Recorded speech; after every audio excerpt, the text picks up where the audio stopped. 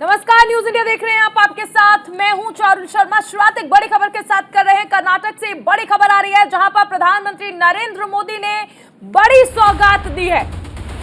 119 kilometre लंबे Bengaluru Mysore expressway का उद्घाटन किया है। कर्नाटक को ये बड़ी सौगात प्रधानमंत्री नरेंद्र मोदी की ओर से दी गई है, जहां 8,480 करोड़ रुपए की लागत से बने एक्सप्रेसवे को समर्पित किया गया है जनता को, राष्ट्र को। मैसूरू कुशल नगर के बीच 4 लेन के राजमार्ग की भी आधारशिला रखी गई है। कई परियोजनाओं का उद्घाटन भी किया गया है, कई का शिलान्यास किया गया है।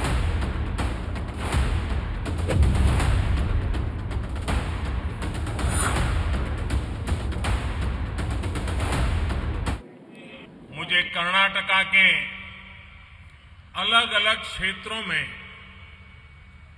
जनता जनार्दन के दर्शन का अवसर मिला है।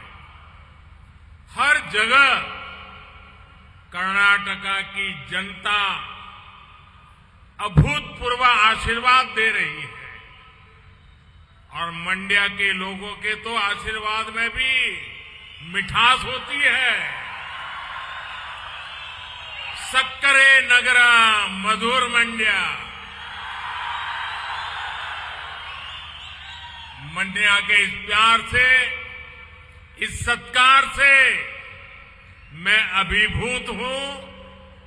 मैं आप सभी का सर झुका करके वंदन करता हूं। डबल इंजन सरकार का ये निरंतर प्रयास है कि आपके इस प्यार के, आपका जो ऋण है उसको हम ब्याज सहित चुकाएं, तेज विकास करके चुकाएं।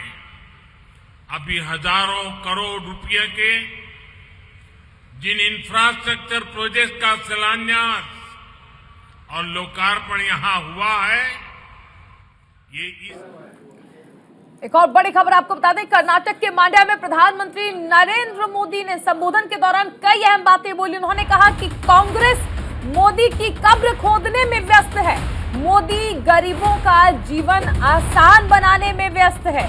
मोदी की कब्र खोदने का सपना देख रही है कांग्रेस। बड़ी खबर,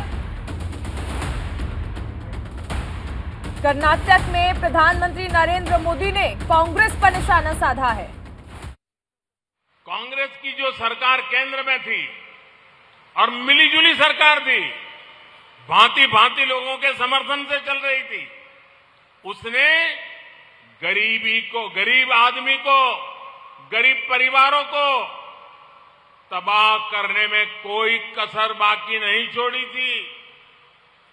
जो पैसा गरीब के विकास के लिए था, उसका हजारों करोड़ रुपए कांग्रेस की सरकार ने लूट लिया था। कांग्रेस को कभी गरीब के दुख दर्द से कोई फर्क नहीं पड़ा है। बीते 9 वर्षों में भाजपा सरकार की योजनाओं से करोड़ों गरीबों का जीवन आसान हुआ है। कांग्रेस के समय में गरीब को सुविधाओं के लिए सरकार के पास चक्कर लगाने पड़ते थे। अब भाजपा की सरकार गरीब के पास जाकर उसे सुविधाएं दे रही। एक बड़ी खबर आपको बता दें, केंद्रीय गृह मंत्री अमित शाह ने आतंकवाद पर बड़ा प्रहार बोला है। आतंकवाद पर जारी रहेगी जीरो टॉलरेंस पॉलिसी। सीआईएसएफ के 54वें स्थापना दिवस पर गृह मंत्री अमित शाह ने यह बयान दिया। आतंकवाद की समस्या से सख्ती से निपटा जा रहा है। केंद्रीय गृह मंत्री अमित शाह ने एक बार फिर से आतंकवाद और नक्सलवाद को लेकर मोदी सरकार की नीति स्पष्ट कर दी है। उन्होंने कहा है कि हम इस समस्या से सख्ती से निपट रहे हैं और तेजी से कार्रवाई कर रहे हैं। अमित शाह ने हैदराबाद में सीआईएसएफ के 54वें स्थापना दिवस परेड में अपने संबोधन के दौरान ये बातें कही। शाह ने इस मौके पर राष्ट्रीय औद्योगिक सुरक्षा अकादमी में बाफल रेंज अर्जुन का उद्घाटन किया। यहां उन्होंने सीआईएसएफ के जवानों और अधिकारियों को संबोधित किया और कहा कि मोदी सरकार की आतंकवाद को बिल्कुल ना बर्दाश्त करने की नीति आने वाले वक्त में भी जारी रहेगी। अमित शाह ने कहा कि देश के किसी भी हिस्से में अलगाववाद, आतंकवाद और राष्ट्र विरोधी गतिविधियों से सख्ती से निपटा जाएगा।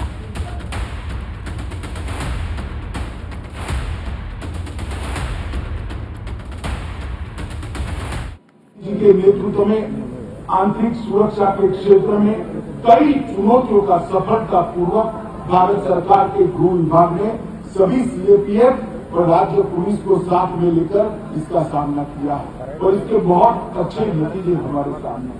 तीनों सेक्टर जो हमारे लिए बहुत चिंता का विषय है, कश्मीर, नॉर्थ ईस्ट और वामपंथी उग्रवादी प्रभावित क्षेत्र, ये तीनों सेक्टरों में आज हम ये देख रहे हैं कि हिंसा बहुत बड़ी मात्रा में कम होती जा रही है, लोगों का विश्वास बढ़ रहा है और आतंकवाद और अलगाववाद फैलाने वालों की संख्या न केवल कम हो रही है, वो लोग सरेंडर होकर मेन स्ट्रीम में आ भी रहे हैं।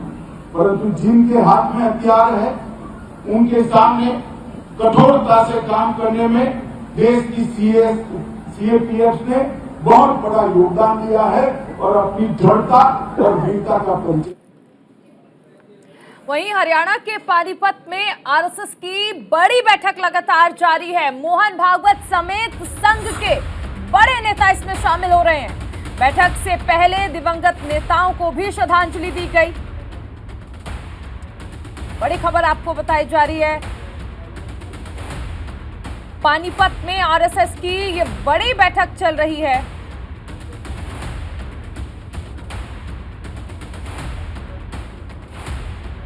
संघ की शाखा का काम बढ़ाने, हर मंडल में शाखा शुरू करने का लक्ष्य इसमें रखा जाएगा। संघ में विद्यार्थियों की 60% की संख्या है, ये कहा गया।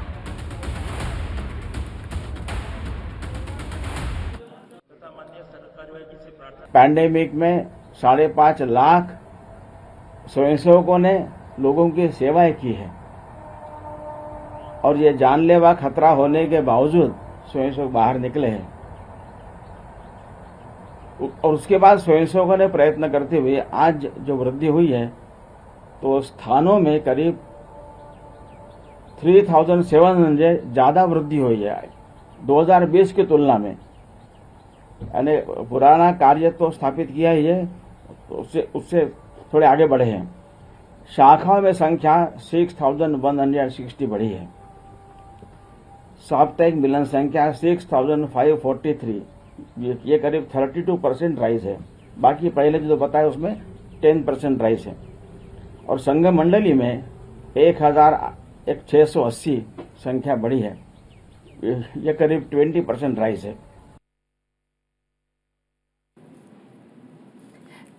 इस बीच एक बड़ी खबर आपको बता दें, उमेश पाल हत्याकांड मामले से जुड़ी ये बड़ी खबर है, जहां पर पुलिस और एसटीएफ की स्पेशल टीम गुजरात के लिए रवाना हो गई है। जेल में बंद माफिया अतीक अहमद से यहां पर पूछताछ की जाएगी। उमेश पाल हत्याकांड को लेकर पूछताछ की जा सकती है अतीक अहमद से, जो कि फिलहाल गुजरात के साबरमती जेल में बंद है। बड़ी खबर उमेश पाल हत्याकांड से जुड़ी हुई है, जहां पर यूपी एसटीएफ की स्पेशल टीम गुजरात रवाना हो गई है। सहयोगी नीरज हमारे साथ जुड़ गए हैं। नीरज, देखिए जिस तरह से उमेश पाल हत्याकांड हुआ, शूटर्स की गिरफ्तारी हुई, कुछ के हमने ये भी देखा एनकाउंटर हुए, हर कड़ी जाकर जुड़ती है अतीक अहमद से। अब ऐसे में जो एसटीएफ है वो गुजरात रवाना हो चुकी है, क्या प्रोसीजर है, किस तरह से, क्योंकि कहा जा रहा है कि अब अतीक अहमद से भी पूछताछ की जाएगी। जी बिल्कुल, देखिए जिस दिन से ये हत्याकांड हुआ था यानी कि 24 तारीख से लेकर अब तक जितनी भी कड़ियां पुलिस और जांच एजेंसियों ने खोली हैं, उन सब की मेन सिरा जो है वो अतीक अहमद पर जाकर खत्म होता है। और इस हत्याकांड में अतीक अहमद का बेटा, जो तीसरे नंबर का बेटा है असद, वो साफ तौर पर पिस्टल से फायरिंग करते हुए और हत्या करते हुए देखा गया है। और अब जो जांच एजेंसी है, एसटीएफ है, ये साबरमती जेल के लिए रवाना हो गई हैं और वहां पर अतीक अहमद से इस पूरे घटनाक्रम को लेकर पूछताछ की जाएगी। और ये कहा जा रहा है कि 3 मुख्य चीजें थी जिसको लेकर इस हत्याकांड को अंजाम दिया गया। एक तो अतीक के परिवार के काफी सदस्य जेल में चले गए थे, उसका भाई, उसके 2 बड़े बेटे और खुद अतीक अहमद। तो अब अतीक अहमद प्रयागराज में अपना वर्चस्व कायम करना चाहता था, इसलिए उसने खुलेआम इस हत्याकांड को अंजाम दिलाया। दूसरा, अपने तीसरे बेटे को अपराध की दुनिया में, जराइम की दुनिया में इस्टेब्लिश करने के लिए इस हत्याकांड को अंजाम दिलाया। और तीसरा जो सबसे बड़ा कारण था कि अतीक का रसूख कम ना हो, उसको जो उसका जो जलवा था वहाँ पर, जो उसका अपराध का करने का तरीका था या उसकी जो जराइम की दुनिया थी, उस पर कोई प्रभाव न पड़े, इसलिए दिन दहाड़े इस पूरे हत्याकांड को अंजाम दिलाया, जिससे जो कि रंगदारी और वसूली जो चलती है वो लगातार चलती रहे। इन सभी बिंदुओं पर इस समय जांच एजेंसियां काम कर रही हैं और इसके अलावा एक बिल्डर की भी तलाश की जा रही। कहा जा रहा है 1 करोड़ रुपए की व्यवस्था उस बिल्डर ने की थी इस हत्याकांड के पीछे। असद के माध्यम से तमाम सवालों का जवाब लेने के लिए जो एसटीएफ की टीम है वो गुजरात पहुंच रही है। आप बने रहिए नीरज, आगे आपसे जानकारी लेंगे। इस बीच एक और बड़ी खबर उमेश पाल हत्याकांड से जुड़ी हुई, ये बड़ी खबर आपको बता दें, अतीक, उसका भाई और बेटा हाई सिक्योरिटी बैरक में शिफ्ट किए गए हैं। साबरमती जेल में अतीक को हाई सिक्योरिटी बैरक में शिफ्ट किया गया है। बरेली जेल में अशरफ को भी हाई सिक्योरिटी बैरक में शिफ्ट किया गया है। अतीक के दोनों बेटे उमर और अली भी हाई सिक्योरिटी बैरक में शिफ्ट किए गए हैं।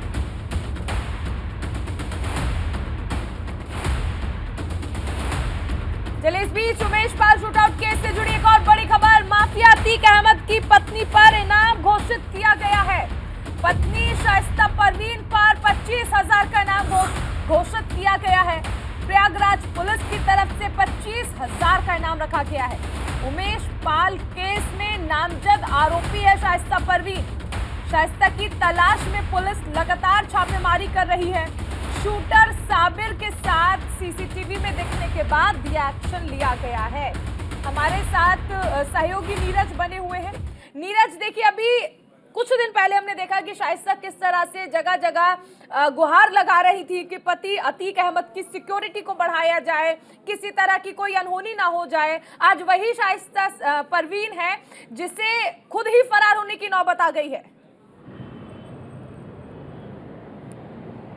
जी बिल्कुल, देखिए, शाइस्ता परवीन पहले दिन से ही विक्टिम कार्ड खेल रही थी। उनकी जो नंद हैं और परिवार की जो महिलाएं हैं वो मीडिया के सामने आ रही थी, और लेकिन वो व्यक्ति मीडिया के सामने नहीं आ रहा था जो गोली चला रहा था, यानी अतीक का तीसरे नंबर का बेटा। और विक्टिम कार्ड खेलने में कोई कोर कसर नहीं रखी। लेकिन अब सीसीटीवी फुटेज से ये खुलासा हुआ है कि शाइस्ता उस शूटर के साथ टहल रही थी। साबिर वो शूटर है जिसने राइफल से गोली चलाई थी और उसी की गोली से जो सिपाही है उसकी मौत हुई थी। यानी सिपाही की हत्या करने वाला साबिर, और जो कि उस समय घटना में लगातार फायरिंग कर रहा था, उसके साथ सीधा कनेक्शन शाइस्ता परवीन का पाया गया। और शाइस्ता परवीन अभी तक इस बात को लेकर अपने आप को नकार रही थी, लेकिन अब सीधा कनेक्शन हुआ, वो अब गायब हैं। उनके ऊपर 25,000 का इनाम रखा गया। और ये कहा जा रहा है कि अतीक अहमद का पूरा परिवार अपराध में लिप्त है, चाहे अतीक अहमद हो, चाहे उनके भाई अशरफ हो, चाहे उनके बेटे उमर हो,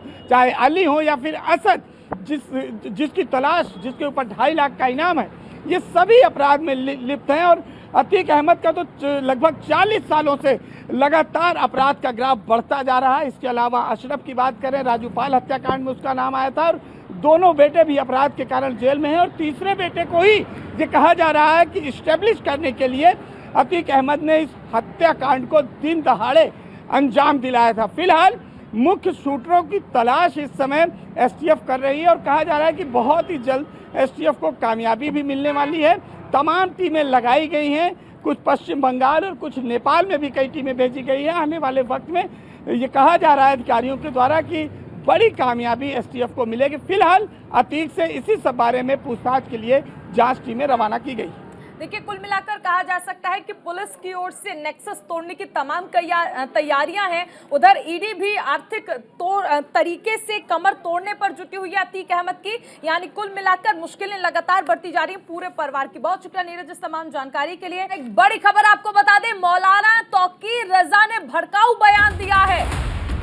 बड़ी खबर, भड़काऊ बयान दिया गया है मौलाना तौकीर रजा की तरफ से। मौलाना तौकीर रजा ने कहा कि हिंदू राष्ट्र की मांग करने वालों का विरोध किया जाना चाहिए। हिंदू राष्ट्र की मांग करने वालों पर कार्रवाई की जानी चाहिए। हिंदू राष्ट्र की मांग दुरुस्त है तो खालिस्तान की मांग भी जायज है। तौकीर रजा का ये बयान। मुस्लिम राष्ट्र की मांग करने लगे तो क्या होगा? जाना चाहिए। अगर हिंदू राष्ट्र की मांग करना दुरुस्त है, सरकार ने हिंदू राष्ट्र वालों पर कोई मुकदमा कायम नहीं करती, उन पर गिरफ्तारी नहीं करती है, तो फिर जो खालिस्तान की मांग करते हैं उनकी मांग भी जायज है, उनकी मांग की भी हिमायत की जाएगी। अगर आप हिंदू राष्ट्र की मांग को उनके खिलाफ क्यों मुकदमे किए जाते हैं? तो खालिस्तान की मांग अगर गलत है तो हिंदू राष्ट्र की मांग भी गलत है।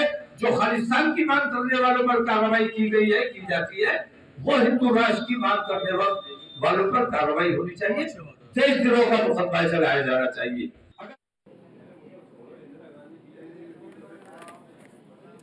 और पंजाब से इस वक्त की बड़ी खबर आपको बता दें, गन कल्चर के खिलाफ मान सरकार ने बड़ा एक्शन लिया है। पंजाब सरकार ने 813 हथियारों के लाइसेंस रद्द कर दिए हैं। पंजाब से बड़ी खबर आपको बता दें, गन कल्चर के खिलाफ मान सरकार ने बड़ा एक्शन लिया है। अब तक 2000 से ज्यादा आर्म्स लाइसेंस रद्द कर दिए हैं। गन कल्चर के खिलाफ पंजाब सरकार ने कड़ा रुख अपनाया है। पंजाब सरकार 2000 से ज्यादा आर्म्स लाइसेंस रद्द कर चुकी है। पंजाब में अब बंदूक रखने के लिए भी नए नियमों का पालन करना होगा। पंजाब में सार्वजनिक समारोह, धार्मिक स्थल, विवाह समारोह या दूसरे किसी भी कार्यक्रम में हथियार ले जाने और उसका इस्तेमाल करने पर रोक लगा दी गई है। हिंसा और हथियारों का महिमा मंडन करने वालों पर पूरी तरह से प्रतिबंध होगा। जानकारी के मुताबिक आगामी दिनों में अलग अलग इलाकों में रैंडम चेकिंग भी की जाएगी। गन कल्चर के खिलाफ ये बड़ी कार्रवाई है मान सरकार की ओर से।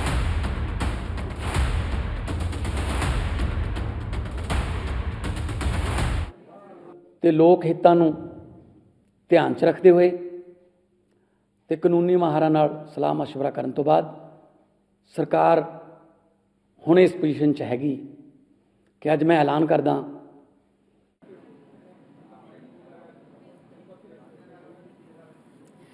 वहीं पंजाब में पीएम की सुरक्षा में चूक का मामला और इस मामले से जुड़ी बड़ी खबर आपको बता दें, गृह मंत्रालय ने पंजाब सरकार से रिपोर्ट मांगी है। बड़ी खबर, गृह मंत्रालय ने पंजाब सरकार से रिपोर्ट मांगी है, कार्रवाई की रिपोर्ट मांगी गई है। प्रधानमंत्री जिस दौरान पंजाब गए थे और उस दौरान जो सुरक्षा में चूक हुई थी, अब इस मामले में गृह मंत्रालय ने पंजाब सरकार से रिपोर्ट मांगी है।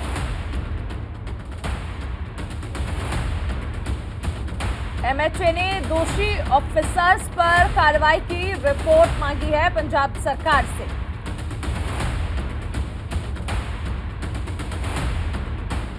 प्रधानमंत्री की सुरक्षा में चूक से जुड़ा ये मामला, जिस पर गृह मंत्रालय ने पंजाब सरकार से रिपोर्ट मांगी है। और अब बात करते हैं छत्तीसगढ़ की, जहां पर मुख्यमंत्री भूपेश बघेल ने छत्तीसगढ़ राज्य महिला आयोग द्वारा आयोजित विधिक जागरूकता प्रशिक्षण शिविर कम वर्कशॉप का शुभारंभ किया। इस दौरान उन्होंने समाज में महिलाओं के उत्कृष्ट योगदान की प्रशंसा की।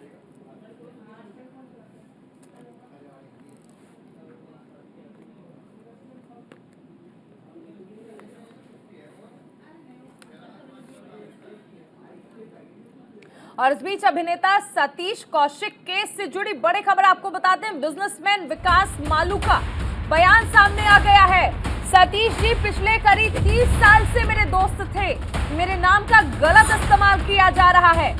विकास मालू की पत्नी ने दरअसल सतीश कौशिक की हत्या का दावा किया है और विकास मालू पर ही हत्या का आरोप लगाया है। कहा कि 15 करोड़ के लिए सतीश कौशिक की हत्या की गई थी। विकास मालू की पत्नी ने यह दावा किया था कि सतीश कौशिक की हत्या 15 करोड़ रुपए के लिए की गई। अब ऐसे में विकास मालू का बयान आया। उन्होंने कहा कि सतीश कौशिक मेरे अच्छे दोस्त थे, मेरे नाम का गलत इस्तेमाल किया जा रहा है।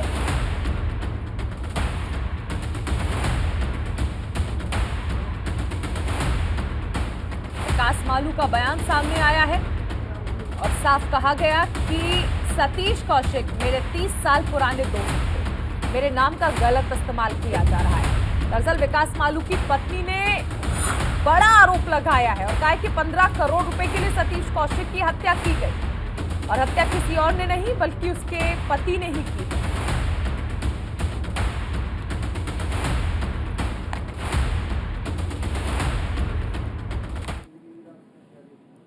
एक बड़ी खबर आपको बता दें, पाकिस्तान के पूर्व प्रधानमंत्री इमरान खान ने शहबाज शरीफ पर निशाना साधा है। कहा है कि भारतीय मीडिया पाकिस्तान का मजाक उड़ा रही है। पाकिस्तान के नेताओं पर इमरान ने तमाम आरोप लगाए हैं। कहा कि पाक नेताओं की देश विदेशों में संपत्तियां हैं, पाकिस्तान में कानून की धज्जियां उड़ती हैं। पाकिस्तान के पूर्व प्रधानमंत्री इमरान खान ने बीते दिनों कहा कि पाकिस्तान जिस तरह से आगे बढ़ रहा है, भारतीय टीवी चैनल पाकिस्तान का मजाक उड़ा रहे हैं। कौम को लेके जा रहे हैं, आपके और आपके बच्चों का कोई मुस्तकबिल नहीं है। इस तरह के पाकिस्तान ये नहीं चल सकता। जरा हिंदुस्तान के टीवी पे देखें किस तरह मजाक उड़ रहा है पाकिस्तान का। क्या वो पाकिस्तान के ऊपर उनकी तरह टीवी खुशी से बता रहे हैं कि जी पाकिस्तान तबाही की तरफ जा रहा है। यही तो जब पाकिस्तान बना था, किस चीज का खतरा था पाकिस्तान को? क्योंकि वो हिंदुस्तान के लीडर कह रहे थे कि ये तो ज्यादा देर रहेंगे नहीं, ये फिर दम हो जाएंगे हमारे में। उनका शुरू से यह था।